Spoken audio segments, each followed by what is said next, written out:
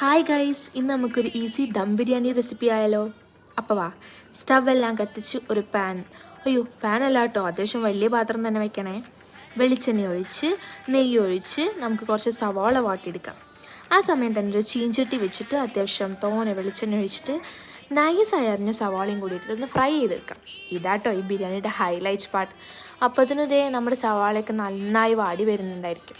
നമുക്ക് കുറച്ച് പച്ചമുളക് ഒന്ന് ക്രഷ് ചെയ്തിട്ട് ഇടാം.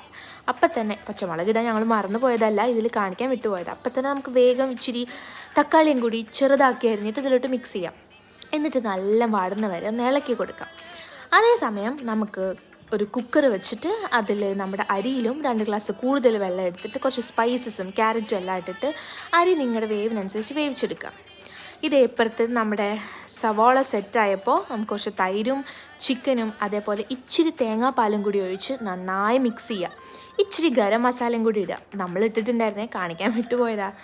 അതെല്ലാം സെറ്റായി ഈ ചോറ് അതിൻ്റെ മുകളിലേക്ക് ലെയറാക്കിയിട്ടിട്ട് കുറച്ച് നെയ്യും ഈ സവാള കുഞ്ഞുകുഞ്ഞാന്ന് അരിഞ്ഞ് നമ്മൾ വറുത്ത സവാളല്ലേ അധികം ഇടുക. എന്നിട്ട് കാഷ്നട്ട്, നമ്മളെ പുതിന, മല്ലിച്ചപ്പ് അതെല്ലാം ഇട്ടിട്ട് വീണ്ടും ഒരു ലെയർ ഇടുക. എന്നിട്ട് നമ്മൾ വീണ്ടും റൈസ് ഇടും. ഇതേ കണ്ടു നോക്കിയേ, കണ്ടോ?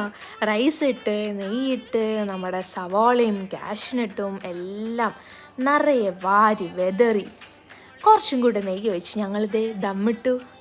കണ്ടോ, നല്ല അടിപൊളി super dum biryani ready. Try ചെയ്ത് നോക്കിയിട്ട് പറയൂ.